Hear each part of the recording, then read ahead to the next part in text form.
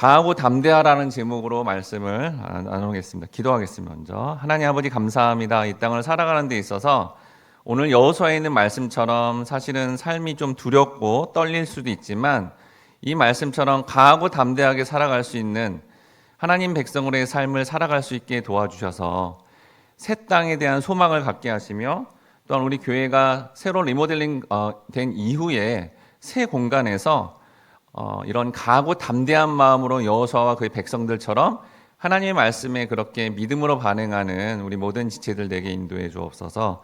감사드리며 예수님의 이름으로 기도드립니다. 아멘. 오늘 본문은 여호수아가 모세의 뒤를 이어서 하나님께서 준비하는 그 땅을 향하여 나아갈 때 그 상황 속에서 하나님이 직접 여호수아에게 강하고 담대하라라고 말씀하는 장면입니다. 그러면 우리가 여러분 똑같이 이 땅을 살아가는 데 있어서 강하고 담대하게 살아가려면 어떻게 반응해야 될까요? 오늘 말씀을 통해 우리는 주님의 이 말씀을 믿음으로 강하고 담대하게 주님이 허락하시는 새 땅, 또 우리 삶 가운데 그런 하늘 소망을 가지고 무엇보다도 주 안에 형통한 삶을 살아가야 되겠습니다. 특별히 우리 교회가 리모델링 이후에 새 땅에 해당되는 새 장소에서 강하고 담대하게 복음의 말씀을 전파함으로 하늘의 축복을 나누는 축복의 통로가 되는 우리 모든 성도님들 되시길 주님의 이름으로 축원합니다. 따라하겠습니다. 우리가 강하고 담대하기 위해서는 하나님과 영원히 함께하는 천국 소망을 가져야 합니다. 여호수아 1장 5절에 보니까 내 평생에 너를 능히 대적할 자가 없으리니 내가 모세와 함께 있었던 것 같이 너와 함께 있을 것임이니라. 내가 너를 떠나지 아니하며 버리지 아니하리니라고 되어 있습니다. 본문을 의역하면 내 평생에 어떤 사람도 너를 향해 대들 수가 없을 것이다 라는 의미입니다. 이는 내부적으로 모세를 대적할 이스라엘 사람들이 한 명도 없었듯이 여호수아의 지도록에 도전할 이스라엘인이 내부적으로 하나도 없게 하겠다라는 하나님의 약속의 말씀입니다. 또한 외적으로도 가나안의 어떤 대적도 여호수아가 이끄는 이스라엘 군대를 맞서 싸울 수 없게 될 것이다 라는 말씀입니다. 여기 이 말씀을 언급한 이유는 여호수아의 지도력에 항해할 수 있는 가능성이 있다는 것도 암시되지만 그러한 저항에 부딪히더라도 하나님이 함께하기 때문에 항상 승리할 거다라는 확실한 보장이 동시에 주어졌다는 겁니다. 이는 여러분 대적 자체가 없다는 게 아니에요. 우리가 이 땅을 살아가다 보면 내부든 외부든 부딪히는 사람이 있다는 거죠. 하지만 이런 일이 일어나도 하나님의 도우심을 구함으로 말미암아 그 대적들은 반드시 패배하게 된다는 것을 의미합니다. 한편 여호수아는 이미 모세를 통해 하나님과 동행한다는 말씀을 이미 받았습니다. 그리고 이후에 하나님이 직접 나타나서 하나님의 임재에 대한 약속을 본문에서 하고 있는 장면입니다. 오늘 본문에서 여호수아에서 바로 여호와 하나님이 함께한다라는 말씀이 무려 3번이나 나오게 됩니다. 더욱이 모세와 늘 동행해 주신 하나님 모습을 누구보다도 가장 가까이서 보았던 여호수아가 이렇게 함께해 주신다라는 말씀을 들을 때 평안을 얻었을 겁니다. 특히 여기 내가 너를 떠나지 아니하면은 내가 너를 혼자 있게 하지 않겠다라는 하나님의 음성이고 말씀입니다. 즉 하나님은 여호수아 혼자 이 새 땅을 들어가는 일 가운데 혼자 두지 않게 하겠다라는 겁니다. 이는 성도가 힘든 일을 겪고 힘을 잃고 연약해지면 주변의 사람들은 그 성도를 떠나고 아는 척도 하지 않고 대면하지도 않습니다. 그런데 하나님은 오히려 그렇게 실패하고 약하고 힘들 때 혼자 있지 않고 꼭 반드시 함께 해주신다라고 약속하시고 있다는 겁니다. 어렵고 힘들어도 하나님은 선택한 성도의 삶을 책임지시고 주님의 방식대로 반드시 선하게 인도하신다는 약속의 말씀이다는 겁니다. 이처럼 짧은 문장 안에 하나님이 함께 하겠다라는 약속이 무려 3차례나 걸쳐서 반복되는 것은 여호수아와 함께 한다는 이 말씀이, 이 약속이 반드시 이루어질 거라는 것을 3번 했으니까 강조하고 있는 것입니다. 또한 이는 가나안 땅을 정복하는 일이 하나님이 함께함이 아니면 인간의 힘으로는 불가능하다라는 것을 분명히 알려주고 있다는 겁니다. 우리가 여호수아 뒤편에 보면 이 가나안 민족들이 얼마나 강대한지 그들이 키가 장대하다 있고요. 거대한 요새 같은 성을 가지고 있고요. 또한 그들은 싸움에 익숙하며 무기가 화려했습니다. 그에 비해 이스라엘 백성들은 그들과 싸우는 데 있어서 군사 조직도 미비했고 전쟁 경험도 전혀 없었습니다. 따라서 여호수아가 의지할 수 있는 대상은 오직 전능하신 여호와 한 분뿐이며 이러한 하나님과 함께 할 때 약속된 새 땅에 들어갈 수 있다는 겁니다. 우리 교회가 새로 리모델링 되면서 새 땅에 해당되는 새 공간에서 이렇게 무엇보다도 우리도 하나님과 함께 하는 것, 말씀과 기도와 예배와 교제를 통해 하나님과 함께 하는데 우리가 믿음으로 반응해야 된다는 겁니다. 그럼 여호수아에게 하나님의 함께함이 이토록 강조되는 이유는 무엇 때문일까요? 오늘 본문에 보니까 여호수아 1장 7절 하반절에 보니까 그리하면 어디로 가든지 형통하리니라고 되어 있죠. 또 8절 하반절에도 이렇게 되어 있습니다. 그리하면 내 길이 평탄하게 될 것이며 내가 형통하리라 라고 합니다. 그러니까 여러분 하나님과 함께하면 어떻게 된다는 거예요? 결과가 어떻게 돼요? 형통하게 된다는 겁니다. 어떻게 형통하고 싶습니까? 네, 형통하고 싶죠. 특히 우리 한국교회 성도님들은 찬송가에 나오죠. 만사 형통하리라 해서 이 형통도 그냥 형통이 아니라 어떻게 형통이요? 만사가 형통하기를 몹시 사모하고 또 바랍니다. 근데 여러분 성경에서 만사 형통은 딱 한 번 나옵니다. 다른 구절에서 안 나오고요. 바로 여러분이 잘 아시는 창세기에 요셉을 통해 나타납니다.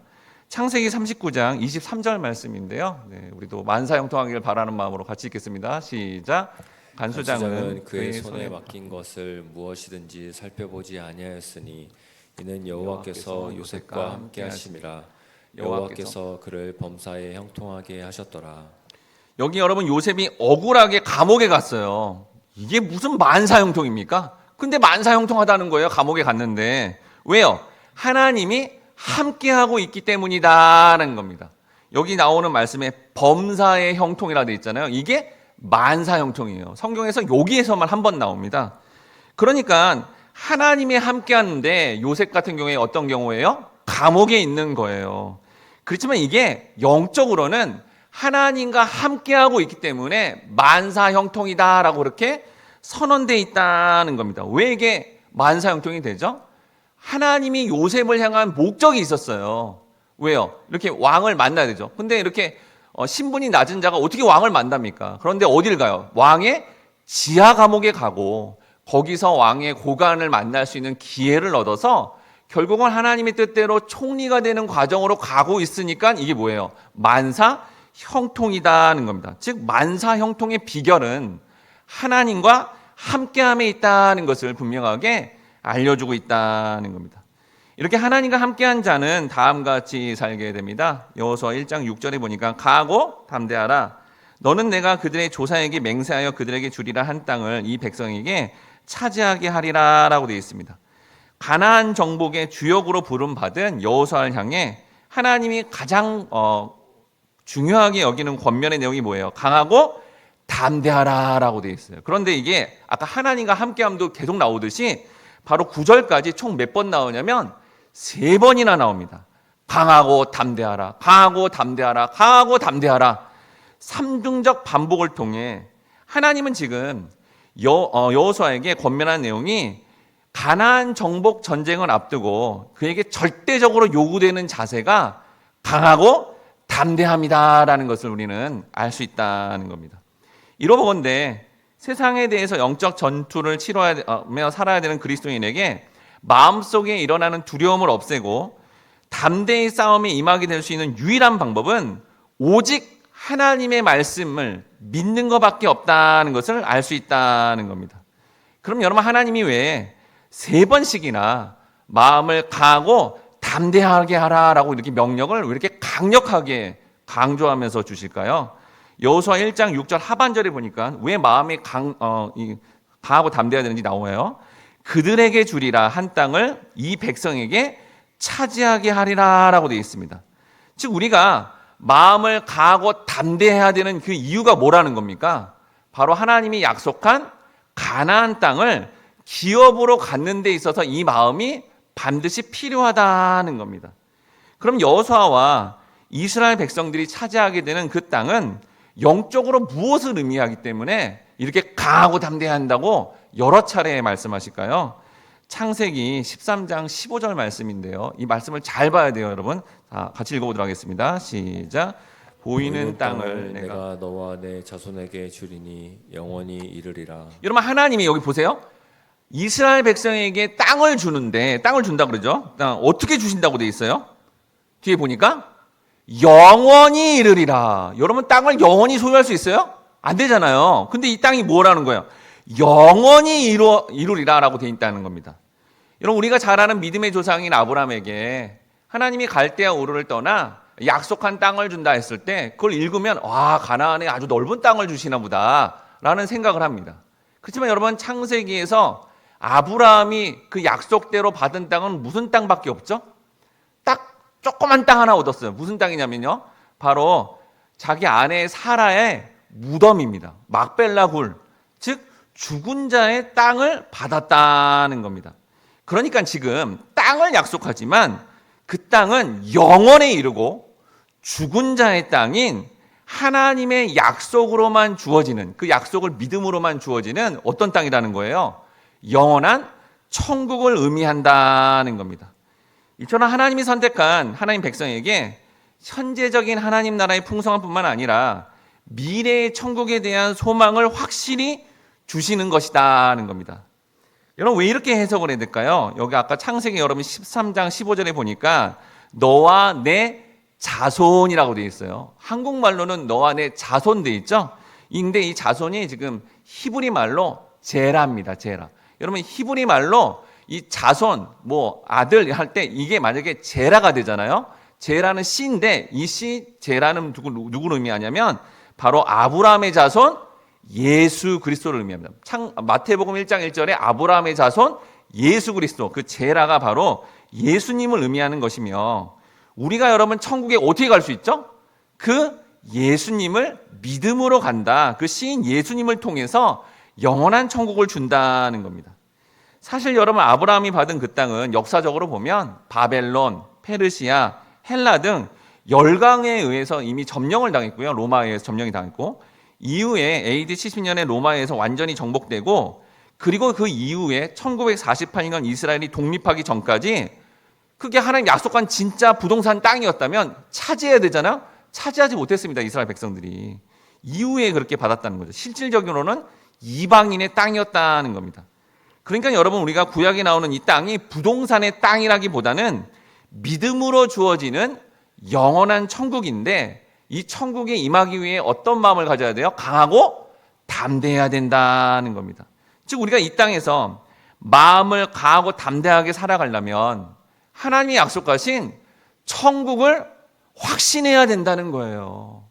이런 교회를 다니는데도 천국에 별로 관심도 없고 그냥 이 땅에 보이는 것만 추구하면 반드시 두려워지게 될 겁니다. 그렇지만 우리가 정말 교회를 다니며 이런 약속의 말씀을 통해 천국을 확정하고 천국을 확신하게 된다면 우리는 두려워하지 않고 강하고 담대하게 이 땅 가운데 살아갈 수 있으며, 이런 천국적 소망을 나누는 복된 삶이 된다는 겁니다. 바로 근데 우리 모두가 하나님과 영원히 함께하는 천국을 확신하심으로 말미암아 삶의 두려움에서 벗어나 강하고 담대하게 살아가는 우리 모든 성도님들 되시길 주님의 이름으로 축원합니다. 두 번째도 따라하겠습니다. 우리가 강하고 담대하기 위해서는 말씀의 본래 의미를 믿어야 합니다. 7절에서 9절까지의 말씀입니다. 여호수아 1장 7절 말씀인데 이거 같이 한번 읽어보도록 하겠습니다. 시작.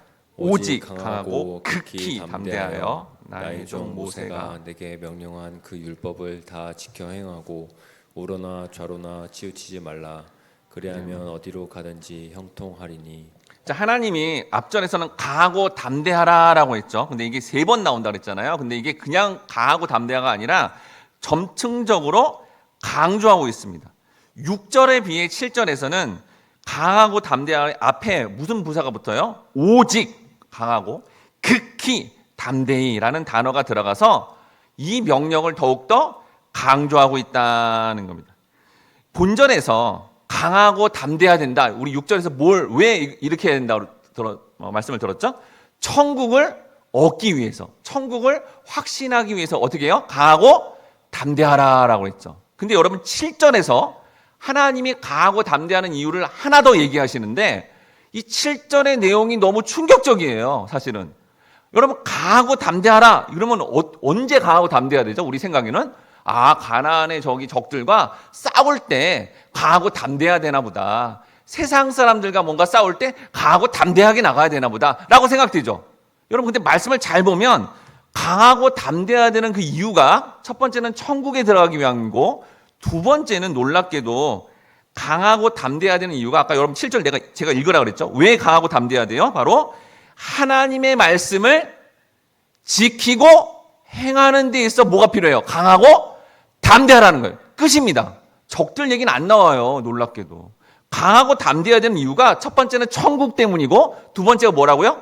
말씀을 지키고 행하기 위해서는 뭐가 필요해요? 강하고 담대함이 필요하다는 겁니다. 그럼 아까 강하고 담대하면 우리가 어떤 복을 얻는데요? 형통하다라고 했죠? 근데 이 형통하다라는 원래 뜻은 지혜롭게 행동하다라는 의미입니다. 즉 하나님 말씀을 그 마음에 두는 자는 하나님의 지혜를 가지기 때문에 육의 눈대로 선택하지 아니하고 하나님의 시각대로 선택을 하게 되는데 그게 뭐라는 거예요? 성경이 보기에, 하나님 보기에. 이게 형통하다라는 거고 그렇게 형통함을 경험한 사람이 일상의 삶에서 어떻게 살아가는 거예요? 강하고 담대하게 하나님의 말씀을 지키고 행하게 된다는 겁니다. 그럼 우리가 말씀을 통해 구체적으로 어떻게 행해야 강하고 담대하게 그리고 이렇게 형통하게 말씀을 행할 수 있을까요? 여호수아 1장 8절의 말씀인데요. 여기 보면 이것도 같이 읽어보도록 하겠습니다. 시작. 이 율법책을 내 입에서 떠나지 말게 하며 주야로 그것을 묵상하여 그 안에 기록된 대로 다 지켜 행하라. 그리하면 내 길이 평탄하게 될 것이며 내가 형통하리라. 여러분 이게 그냥 한글 성경으로 보면 꼭 주어가 우리 같잖아요. 근데 원어 성경에 보면 이 주어가 율법책이라고 나옵니다. 그러니까 이 8절의 주체가 누구라는 거예요? 율법책이다라는 겁니다. 즉 이 말씀은 바로 율법책인 하나님의 말씀을 내가 사람이 가까이 해야지 멀리 해야지 라고 하는 게 아니라 바로 하나님의 말씀이 선택한 영혼들에게는 그 말씀이 주어지게 되고 말씀을 떠나지 않게끔 우리의 삶을 인도한다라는 의미입니다. 즉 말씀이 율법책이 입에서 떠나지 않아야 된다라는 표현의 의미는 바로 개인적으로 그냥 이것을 더 관심 갖고 또 이렇게 나간다라는 의미보다 우리의 모든 삶, 우리의 모든 대화가 바로 말씀의 내용으로 삼아 버리겠다라는 하나님의 인도하심이고 명령이라는 겁니다. 그래서 우리의 사고가 한시라도 하나님의 말씀을 떠나지 않고 우리의 삶 전 영역이 말씀을 붙들릴 수밖에 없게끔 만들겠다는 거예요. 여호수아뿐만 아니라 오늘날의 성도도 마찬가지입니다. 진짜 선택받은 성도의 삶이라면 말씀을 떠나고 싶어도 떠날 수 없게 된다라는 뜻입니다. 혹 떠나려는 시도가 있어도 하나님은 반드시 그 삶에 개입하셔서 결국은 말씀을 붙잡을 수밖에 없게끔 인도하신다는 거예요. 여러분 우리가 무슨 큐티 그래서 이걸 뭐라 그러죠? 묵상하는 삶이라 그러죠. 근데 이 묵상이라는 원어적 의미는 사실은 뭐냐면요. 자기 자신에게 말하다라는 의미입니다. 즉 하나님의 말씀의 본래 의미를 알게 되면 사실은 다른 사람보다도 자기 자신에게 말하게 된다라는 의미가 거기 들어가 있다는 겁니다. 즉 여러분 말씀을 알아간다는 것은 영적으로는 되게 좋은 거예요. 근데 이 말씀을 알아가는 게 현실에서는 약간 아까 만사형통도 좋은 건 줄 알았는데 감옥에 가는 거야? 좋지 않아 보이니까 이걸 다른 사람에게 말하면 어려움을 당하게 된다는 겁니다. 그래서 말씀을 정확하고 확신히 알게 된 자는 주로 자기 자신에게 말하고 그러면서 말씀의 의미를 더 깊이 있게 생각하게 된다는 거예요. 제 이름이 최재윤이잖아요. 그래서 제가 재윤아, 야, 이 말씀 정말 좋지 않냐? 야, 재윤아, 정말 이 말씀이 너를 살리고 있지 않냐? 이렇게 말한다는 거예요. 약간 미친 사람 같이 보이지만 이게 묵상의 진짜 의미라는 겁니다. 자기 자신에게 말하고 그 말씀의 의미를 되새기며 하늘 소망을 가지는 것이 묵상이라는 단어다는 겁니다. 즉 하나님 말씀을 묵상하고 완벽하게 지켜나가는 과정은 우리의 노력과 시도로 되는 게 아니라는 겁니다. 그 말씀의 내용이 육신을 가진 우리가 받아들이기 힘들며 실생활에서 매 순간 말씀이 요구하는 삶을 솔직히 목회자부터 누구도 다 살아낼 수 없다는 겁니다. 이는 오늘날의 성도가 주어진 성경 말씀을 만약에 문자적으로 내가 지켜야지 라고 다짐을 하게 되면 반드시 실패하고 그 이스라엘 백성들이 실패한 것처럼 실패하게 되고 실패하면 어떻게 될까요? 두렵고 떨리는 상황을 경험하게 된다는 거예요. 하지만 주신 말씀이 주의 영, 성령님이 진리의 영이잖아요. 진리의 영 대신 성령께서 나를 지키도록 그 말씀을 행하도록 인도하실 거야 라고 믿게 되면 놀랍게도 말씀의 본래 의미를 깨닫게 되면서 기쁘고 자발적으로 이 말씀을 행하고 지키게 된다는 겁니다. 즉 성도는 주님의 말씀대로 될 것임을 믿어야 한다는 겁니다. 그런데 우리가 먼저 자신이 말씀을 자신의 노력으로 지키고자 하면 어떻게 되죠? 여러분 해봤죠? 말씀을 지켜봐야지. 근데 실패했어요. 그러면 어떻게 되죠? 자책감에 빠집니다. 실망하고 절망에 빠지는 거죠. 혹 어느 순간 이번 한 달 동안 정말 의지를 발휘해서 이 말씀을 열심히 잘 지키면 어떤 또 결과가 나타나죠? 안 지키는 내 주변의 사람들을 어떻게 해요? 판단하면서 비판하게 되는데 예수님은 이렇게 누구를 판단하고 비판하면 이게 큰 죄다라고 말씀했다는 겁니다. 그러니까 말씀을 믿음으로 성령님께서 이 말씀을 지키도록 내 삶을 인도할 거야 라고 그렇게 믿어버리면 놀랍게도 그 진리의 영 되신 성령님이 이 문자로 된 말씀이 어떤 말씀의 의미인지 정확하게 알게 하시고 그걸 알므로 말미암아 기쁘고 자발적으로 믿음으로 반응하게 되면 형통하게 될 것이며 미래의 천국을 확정받게 된다는 겁니다. 여러분 이해가 되십니까? 아멘이 별로 안 나오는데요. 이게 쉽지 않다는 거예요. 쉽지 않죠. 그리고 과연 우리가 그럼 이게 지켜질 수 있을까? 라는 의문도 솔직히 듭니다. 그래서 하나님이 다음에 말씀을 또 말씀하신 거예요. 그래서 이 말씀 지키는 거에 대해서 여러분 걱정하지 않아도 된다라고 해서 하나님이 그 뒤에 바로 선언해 줍니다. 자, 결론 같은 말씀 여호수아 1장 9절 말씀 같이 읽어보도록 하겠습니다. 시작. 내가 내게 명령한 것이 아니냐. 강하고 담대하라. 두려워하지 말며 놀라지 말라. 내가 어디로 가든지 내 하나님 여호와가 너와 함께 하느니라 하시니라. 여기서 중요한 게 뭐예요? 내가 내게 명령한 것이 아니냐라고 말씀하고 있죠. 이게 무슨 말이죠? 하나님이 명령해서 여호수아가 지키든 안 지키든 상관없이 이스라엘의 지도자로 삼았다는 것을 강조하고 있다는 겁니다. 하나님은 여호수아를 이스라엘 지도자로 그냥 세워놓고 아무 관심 없어 하는 게 아니라 세운 그 책임, 여호수아의 모든 행위에 대한 책임을 누가 지겠다는 거예요? 하나님이 지시겠다라고 그렇게 선언해 주었다는 겁니다. 그러니까 문자로 보면 꼭 말씀을 내가 지키는 것처럼 말씀하셨지만 결론적인 구절의 말씀을 통해 그 말씀을 지키는 삶까지 누가 다 책임지겠다는 거예요. 하나님이 다 선택했으면 책임지겠다라는 겁니다. 여호수아 1장 7절 8절의 말씀을 통해 율법을 다 지킬 것처럼 문자로 선언되어 있지만 사실은 이 모든 말씀을 다 지키는 모든 과정을 하나님이 하시는 건데 이걸 잘 못 깨달아서 내가 지키는 걸로 생각되면 여러분 우리는 반드시 두렵고 떨리게 된다는 겁니다. 제가 몇 년 전에 학교 앞에 이렇게 전도를 나갔다가 거기 이제 학교 보안관님이 있더라고요. 그래서 이제 아이들 전도도 막 해야 되니까 그 보안관님에게 뭐 먹을 것도 갖다 주면서 친해졌습니다. 그러면서 이렇게 대화하다가 종교가 뭐냐 하니까 자기는 천주교 신자라는 거예요. 그 제가 이제 질문했어요. 그러면 선생님은 이제 그 구원에 대한 확신을 몇 % 가지고 있습니까? 그래서 제가 물어봤어요. 그때 이분이 그러더라고요. 목사님 제가 70% 갖고 있습니다. 라고 하는 거예요. 그러니까 이 말은 무슨 말이에요?